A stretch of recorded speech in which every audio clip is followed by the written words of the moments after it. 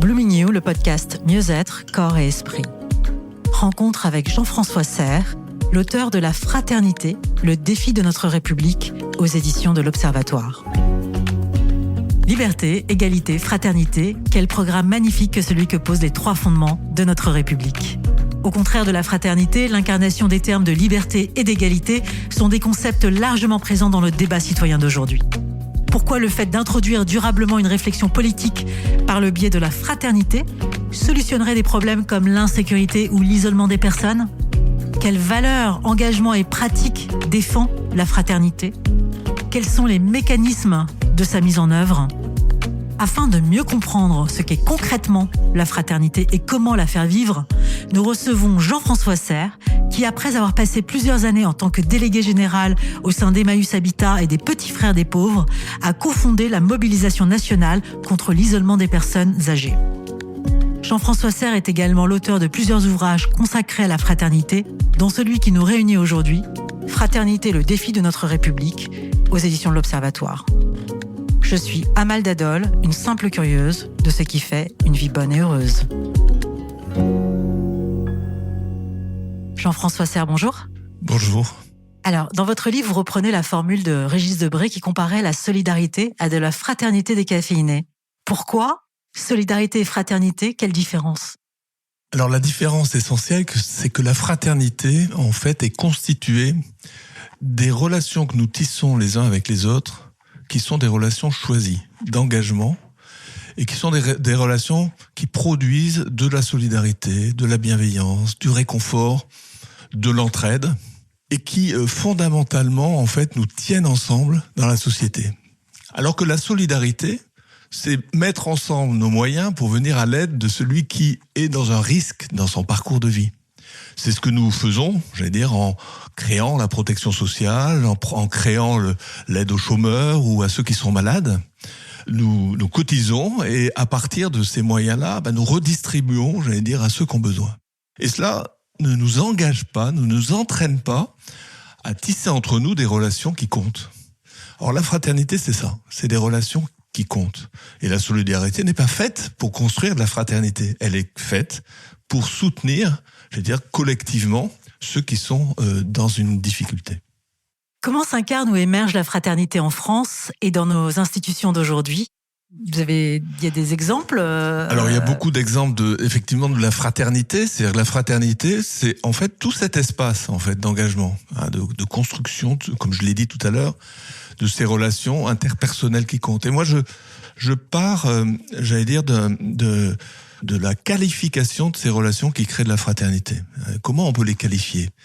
Et ces relations, en fait, elles produisent pour chacun de nous de la reconnaissance, c'est-à-dire que j'ai le sentiment de compter pour quelqu'un. Et donc, j'ai la confirmation de mon existence dans le regard de l'autre. Ça s'appelle la reconnaissance. Elle produit aussi de la protection. Et donc, quand je sais que je peux compter sur quelqu'un en cas de difficulté, je me sens davantage en sécurité dans la société. Et elle produit aussi de la participation. Parce que quand je sais que quelqu'un compte sur moi, alors ça me met en mouvement vers l'autre. Et ça me met en mouvement dans l'engagement. Donc vous voyez que la fraternité, elle se fonde sur la qualité des relations que nous tissons les uns avec les autres. Et si elle se fonde là, c'est toutes les institutions, les organisations, les collectifs qui produisent ou qui facilitent ce type de relations qui sont des acteurs de la fraternité. Alors bien sûr, ça peut se jouer à l'école, ou à condition que, dans la pédagogie de l'école, on entraîne les enfants dans cet engagement les uns avec les autres, faire une classe comme on fait une société ou un collectif, où la solidarité, l'entraide, la précaution, le réconfort fait partie, de ce que les enfants vont vivre dans leur classe. Alors, la classe devient un acteur de la fraternité. Si la classe n'est que apprentissage de savoir et concurrence ou compétition, elle n'est plus une actrice de la fraternité. Donc, de même, au travail, si vous travaillez dans des collectifs de travail où l'entraide, le soutien mutuel, la construction du projet de ce que vous construisez se joue dans ces relations d'interdépendance horizontale, volontaire, non pas construites par la subordination, mais choisi et travaillé par la solidarité, l'entraide et la précaution qu'on peut avoir les uns avec les autres, alors le lieu de travail devient un lieu de fraternité. Et puis bien sûr, il y a les associations, et je le dis beaucoup dans le livre, c'est-à-dire qu'en fin de compte, la fraternité est une pratique, comme je viens un peu de l'exprimer, et donc partout où les citoyens s'associent autour d'un projet, plutôt un projet de solidarité, c'est des lieux où se construise la fraternité.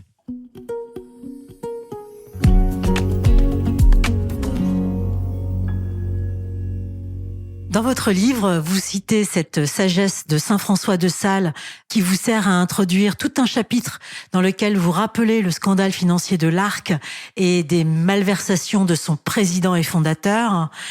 Là où il y a de l'homme, il y a de l'hommerie. Qu'est-ce qui a changé depuis ? Rien, en fin de compte, puisque je prends là une parole de sagesse qui renvoie à notre humanité avec sa force. C'est ce qu'est la fraternité, parce que si nous construisons tous les deux dans notre rencontre quelque chose qui fait qu'on va compter l'un pour l'autre de plus en plus, on construit de la fraternité. Mais je peux aussi construire quelque chose où je vous domine, où en fait je vais profiter de vous.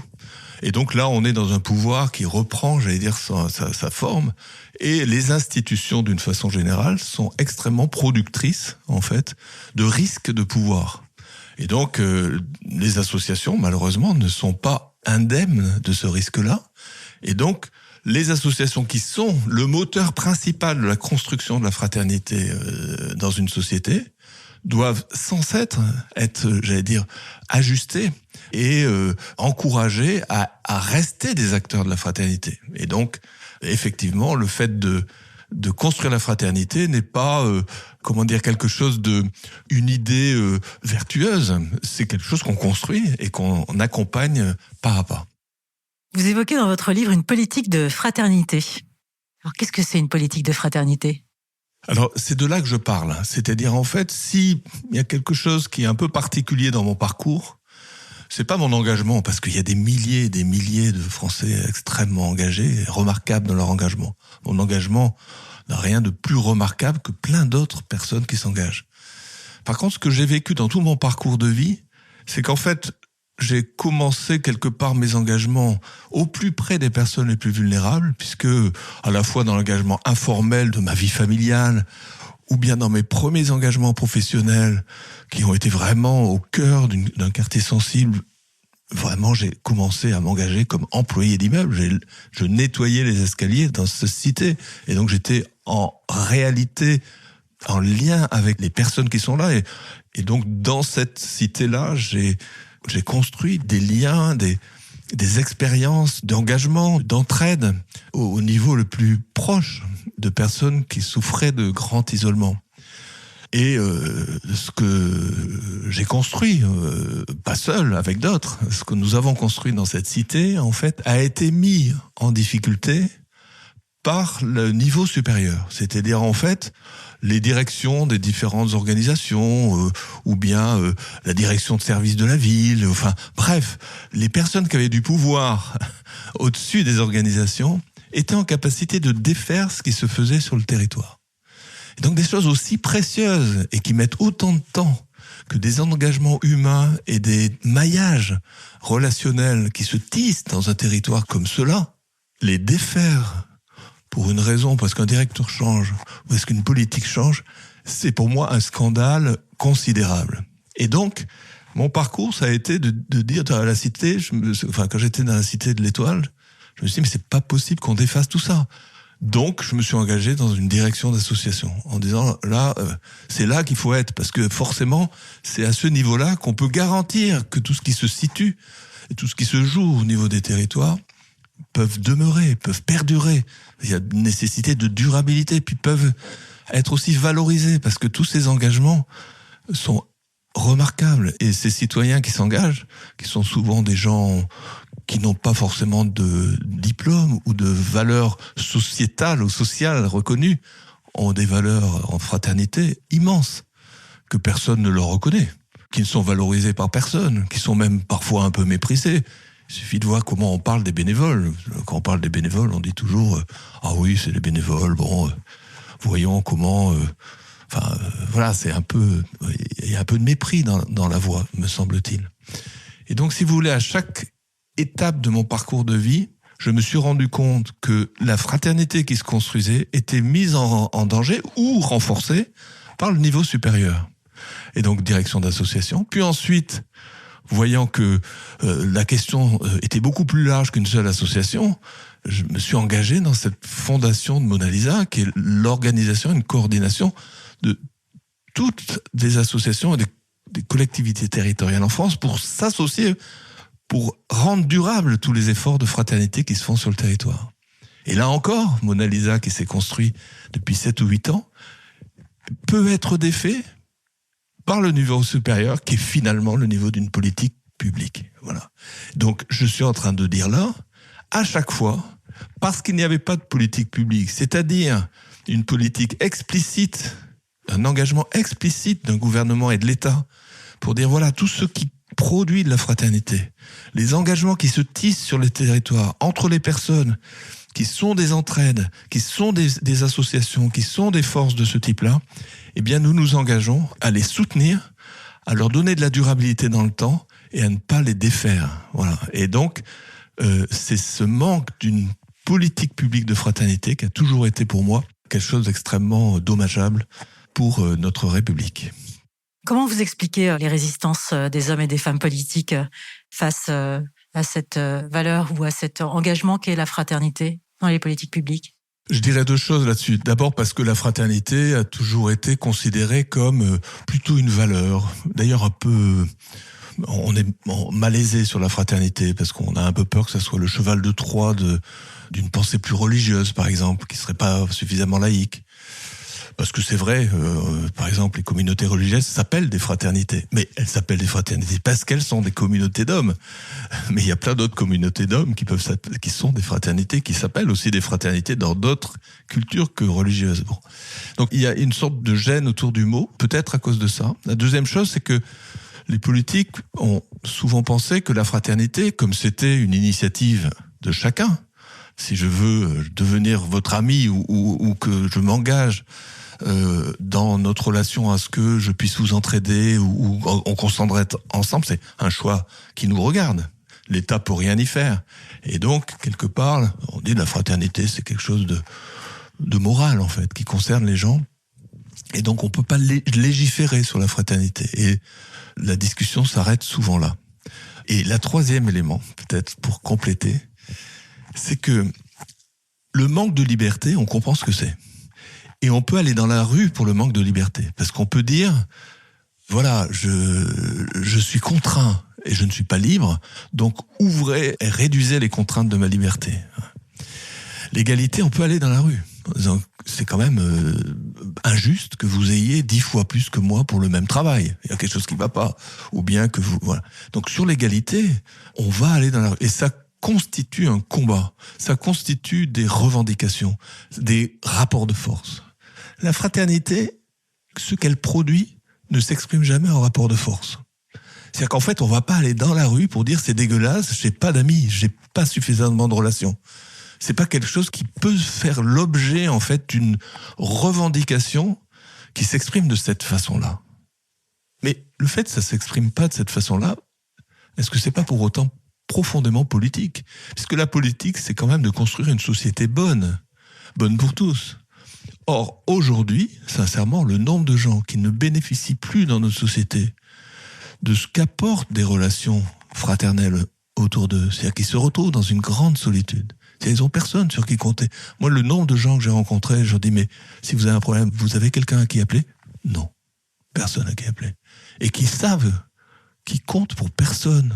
Donc, ils se sentent dans une sorte d'inexistence. Et je dis, on est passé dans notre société aujourd'hui du combat contre les inégalités au combat contre les inexistences, vraiment. Et c'est très explicatif de beaucoup de nos ruptures. Eh bien, ce combat-là de la fraternité, il ne s'exprime pas dans les rapports de force. Or, nos politiques ne comprennent que le rapport de force.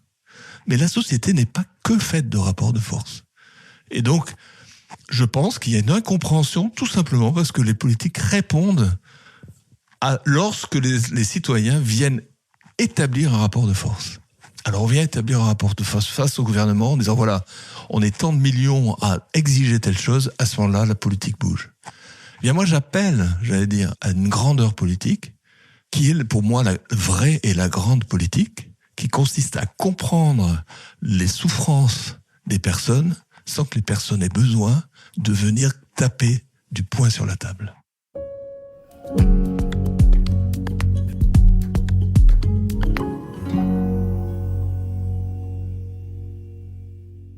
La solitude est devenue une nouvelle forme d'extrême misère dont souffrent de manière de plus en plus intense des millions de Françaises et Français aujourd'hui.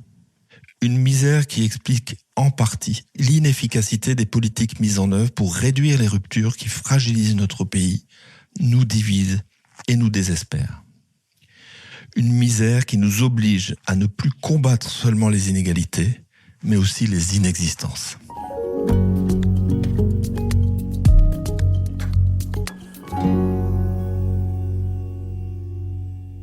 Jean-François Serre, vous venez de nous offrir la lecture d'un passage de votre livre. Pourquoi avez-vous choisi cet extrait ? Alors j'ai choisi cet extrait parce que nous sommes, au moment où on se parle, dans une campagne présidentielle où certains parlent de passion triste, c'est-à-dire de crainte, de peur, qui légitiment un certain nombre de propositions politiques extrêmement dangereuses de mon point de vue et extrêmement construites sur la séparation, la division et la crainte de l'autre. Et j'ai choisi ce passage parce que ma conviction, c'est que notre société, dans son évolution, a aussi construit une forme d'isolement social qui se répand de façon extrêmement importante. Aujourd'hui, c'est quand même 14% des Français qui sont en isolement social. 7 millions de Français. Près d'un quart des Français qui ont des relations dans un seul réseau, c'est-à-dire uniquement dans leur famille, pas ailleurs, ou uniquement des amis, mais pas ailleurs. Donc en cas de rupture, c'est l'isolement social. Et que cet isolement, en fait, prive les personnes des ressources impératives pour se construire en tant que personne. Et que donc là, il y a une souffrance qui est, presque anthropologique, c'est une souffrance de construction de la personne qui est en train de se jouer dans nos sociétés. Et qu'est-ce qu'elle produit ? Elle produit un déficit de reconnaissance. Et vous entendez dans l'ensemble des ruptures qu'on a vues ces derniers temps, ce cri, quelque part, de sentiment d'abandon, de ne pas exister, de ne compter vraiment pour personne. Et c'est vrai. Dans l'histoire des Gilets jaunes, dans le mouvement des Gilets jaunes, bien sûr, il y a des questions de pouvoir d'achat, mais je les nie pas, elles sont extrêmement importantes. Mais derrière ça, il y a aussi le sentiment que face à cette difficulté, les personnes ont le sentiment que tout le monde s'en fout de leur vie. Qu'en fait, ils ne comptent pour personne. Et que quoi qu'ils disent, ils ne seront pas entendus. Et que donc, il y a une crise de la reconnaissance. Voilà. Il y a une crise de la reconnaissance qui vient, nourrir ces colères, ces violences. Alors bien sûr, pour que ensuite on réponde à ces violences, on cherche, des zones de combat et de revendication. Mais au fond, à mon sens, il y a ça. La deuxième chose que produit cet isolement social, c'est ce sentiment d'insécurité. En fait, si j'ai personne sur qui compter quand je vais mal, j'ai tout le temps peur, en fait. Si je sais que par contre, si j'ai un problème, je sais avec qui en discuter, j'ai quelqu'un avec qui je vais pouvoir échanger.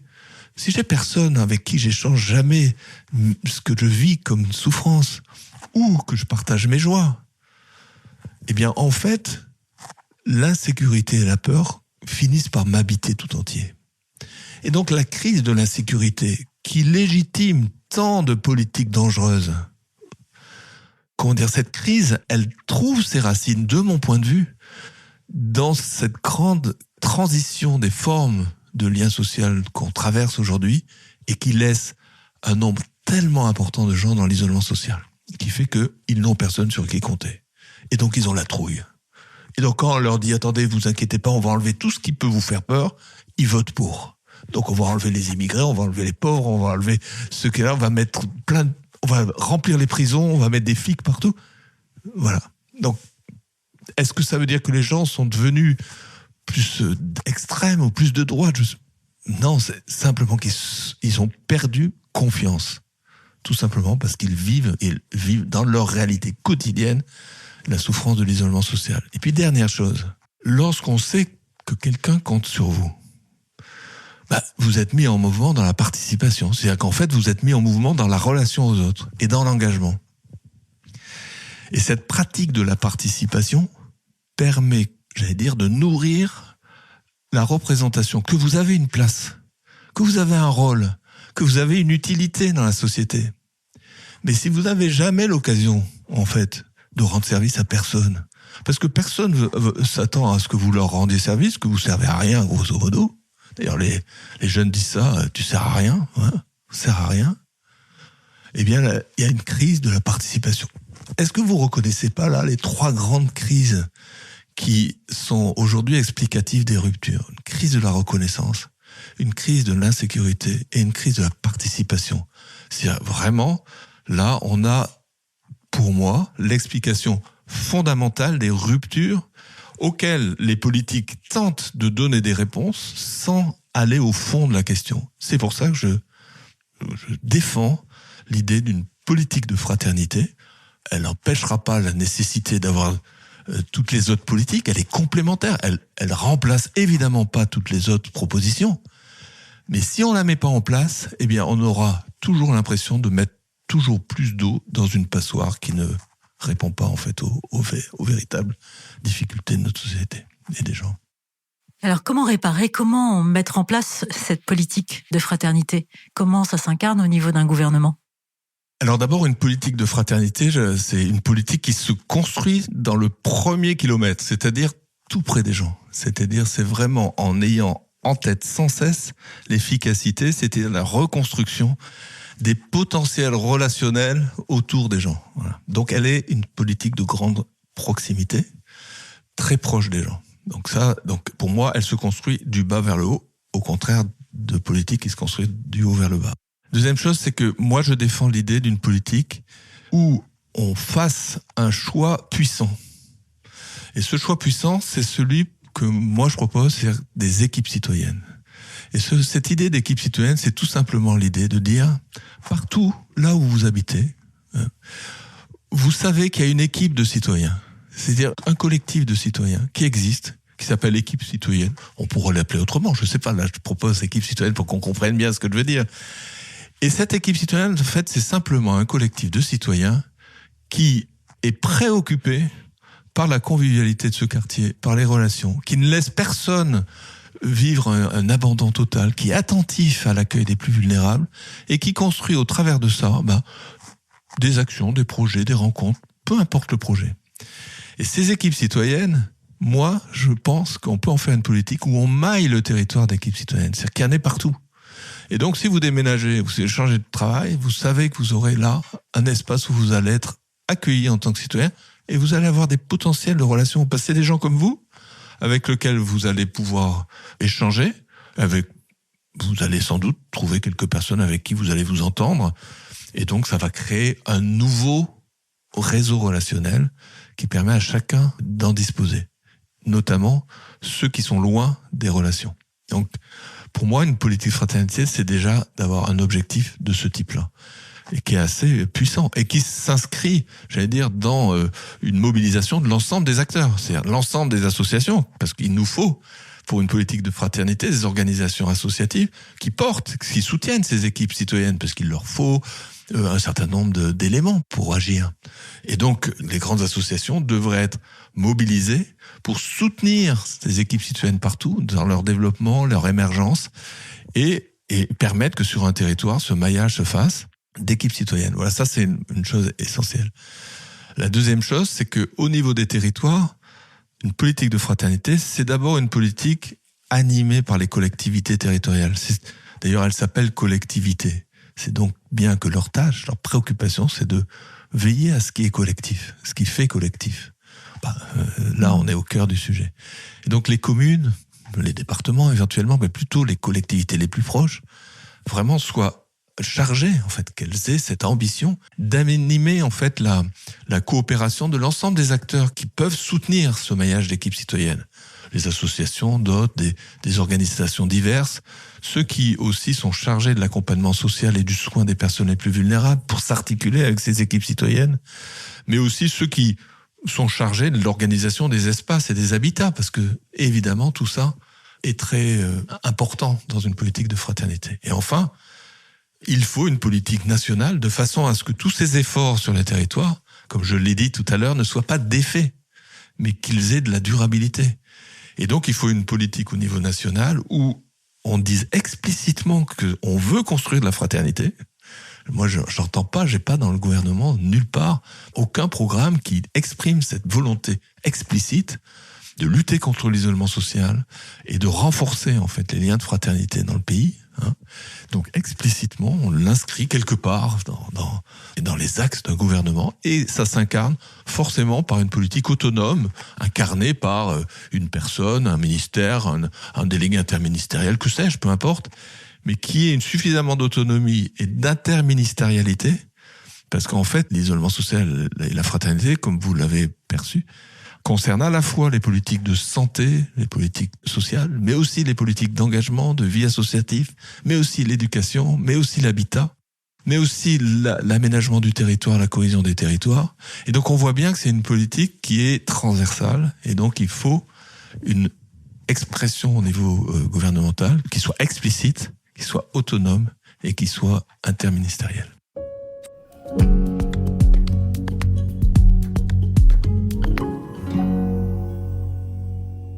Vous décrivez des pays qui ont inscrit cette politique de fraternité plus que dans le débat public, même qui l'incarnent aujourd'hui dans leur gouvernement. Vous pourriez nous en dire un peu plus? S'il y a un pays aujourd'hui sur lequel la France peut s'inspirer? Alors oui, il y a 2 pays qui ont inscrit dans le titre d'un ministère la lutte contre l'isolement social. Et c'est l'Angleterre et c'est le Japon. Donc l'Angleterre, il y a déjà 6 ou 7 ans, et le Japon, après les premiers confinements, voyant en fait les risques que l'isolement social faisait porter aux personnes notamment les plus vulnérables. Et donc là, on a 2 pays qui ont rendu explicite en fait cette politique-là. Donc on serait pas les premiers en tout cas. Comment, moi, simple citoyenne, puis-je aider à créer cette politique de fraternité, ces liens fraternels? Est-ce que je dois obligatoirement m'engager dans une association, dans un collectif quelconque? Non, la fraternité, on le sait, c'est la fraternité avec ceux que vous rencontrez, avec ceux avec qui vous êtes proches. D'abord, enfin, c'est celle qui est à la portée de main. C'est-à-dire, on peut être porteur de fraternité sans être engagé dans une organisation, une association ou autre. Je veux dire, notre capacité à être dans l'entraide, dans l'empathie, dans la précaution, dans l'encouragement, dans le réconfort, fait partie de l'œuvre de fraternité. Mais moi, ce que je préconise malgré tout, c'est que si on veut être un acteur de la fraternité pour la société tout entière, le fait de s'engager dans un collectif, dans une équipe, c'est pour ça que je parle d'équipe citoyenne, c'est-à-dire, oui, dans un collectif, on entre dans une pratique de la fraternité qui est une pratique politique de la fraternité à ce moment-là. C'est plus simplement un mouvement personnel qui est extrêmement important, mais c'est aussi une pratique plus politique. Parce que là, quand on est dans un collectif, eh bien, on échange sur un projet commun, sur qu'est-ce qu'on devrait faire, comment agir face aux situations. On a aussi plus de force quand on est en collectif pour répondre à des besoins qui sont plus difficiles à prendre en charge quand on est tout seul. Moi, je vois bien que, dans mon expérience, lorsque vous avez une personne très isolée, âgée, je prends cet exemple souvent parce que c'est souvent ce qu'on vit dans nos réalités, qui est au 6e étage et qui sort plus de chez elle et qui est très isolée, bien sûr, vous pouvez aller frapper à sa porte en tant que voisin. En même temps, beaucoup de gens ont du mal à passer le pas. Parce qu'ils se disent, si je prends contact, jusqu'où cet engagement va m'entraîner? Est-ce que je serai capable de le tenir? Et il y a une sorte de résistance, un peu de crainte. Alors que si vous êtes dans un collectif, si vous êtes dans une équipe, et que vous vous dites ensemble, il y a cette personne du 6e qui est quand même complètement isolée. Qu'est-ce qu'on pourrait faire ensemble? C'est beaucoup plus facile. Parce que vous pouvez aller frapper à la porte et prendre contact. Mais moi, je prendrai le relais. Et puis si vous partez en vacances, vous n'aurez pas le sentiment de l'abandonner, la personne. Et puis si vous partez définitivement du quartier, il y aura les relais de toute façon. Donc le collectif est très puissant, en fait, pour la fraternité.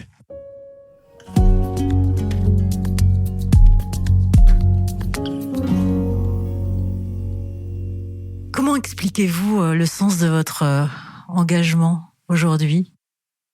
Je pense que c'est une construction qui s'est faite dans tout le parcours de ma vie. Alors comment on l'explique ? Probablement il y a des transmissions, mais au-delà de ça, beaucoup plus profondément que ça.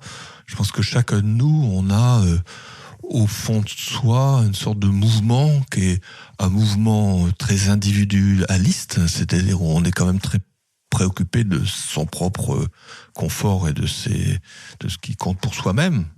Mais on a aussi très profondément au fond de soi un mouvement qui nous attire et qui nous engage vers l'autre. Donc ce mouvement-là, il a été assez facilité dans ma vie, sans doute par la culture familiale, par les engagements des uns et des autres, par ce qui a fait que ça m'a facilité cet engagement personnel.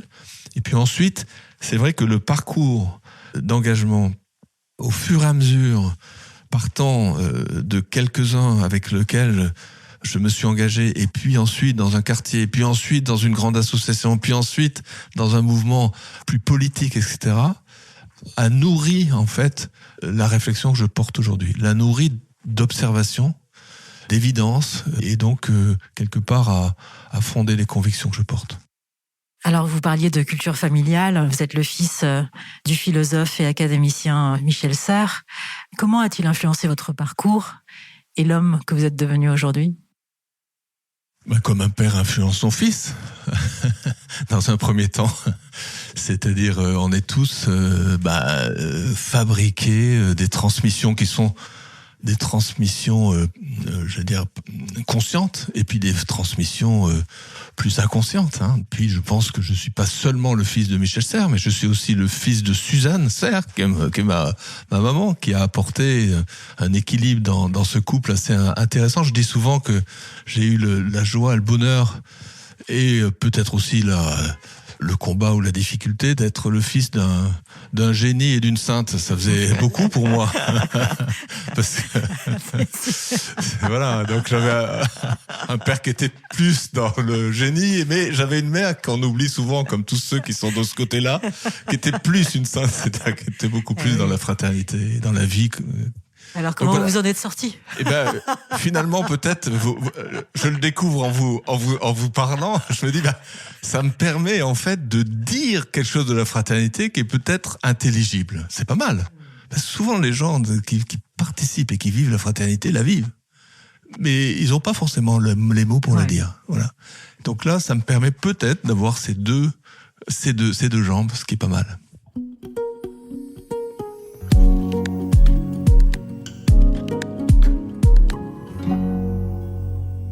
En quoi croyez-vous ?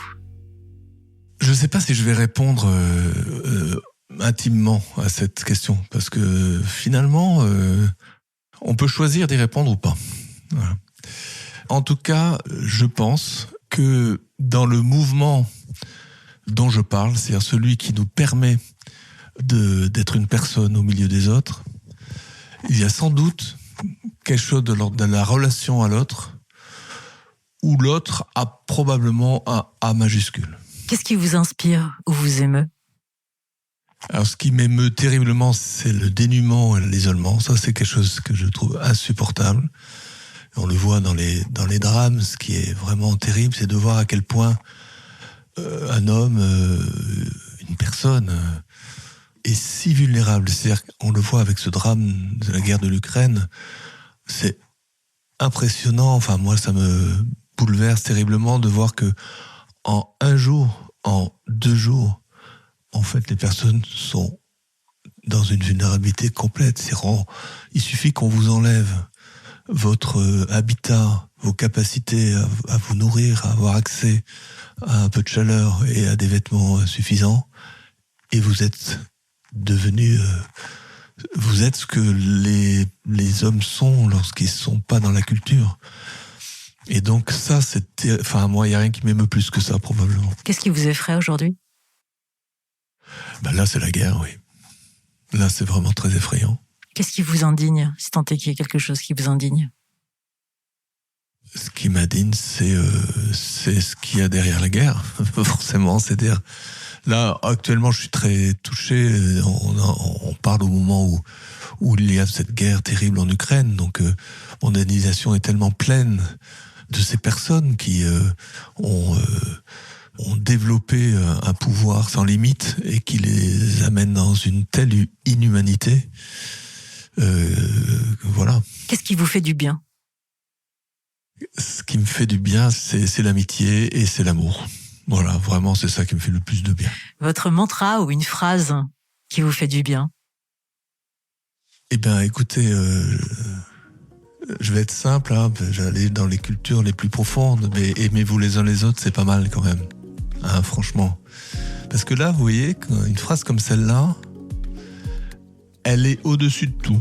C'est-à-dire que, et d'ailleurs, quand elle est donnée dans l'évangile, c'est-à-dire dans le fondement religieux de la chrétienté, elle est donnée pour dire, mais si vous comprenez rien à la religion, parce que dans l'évangile, la religion, les religieux, c'est ceux qu'il faut éviter, hein. Ah ben, c'est ceux qu'il faut éviter parce que c'est ceux qui vous perdent, en fait. Ouais. Ils prennent pas le chemin, mais ils vous y amènent quand même, quoi. Donc ils vous perdent. Donc si vous êtes perdu dans la religion, il y a un chemin lumineux, aimez-vous les uns les autres. Eh bien, merci Jean-François. Merci à vous. Liberté, égalité, fraternité, voilà le fondement de notre République qu'il faut continuer à chérir. Le chemin se faisant en marchant, dixit Antonio Machado, cette devise inscrite dans notre Constitution et pour laquelle tant de gens se sont battus et se battent toujours, est un pari dont il faut revoir régulièrement les conditions. Si on croit à la liberté et à l'égalité, la fraternité, elle, est le moteur des deux. Voilà, je vous donne rendez-vous sur bloomingyouu.fr où vous trouverez la transcription de cet entretien avec toutes les références. Je vous dis à très vite pour de nouvelles rencontres et découvertes. Et en attendant, je vous souhaite tout le meilleur. À bientôt.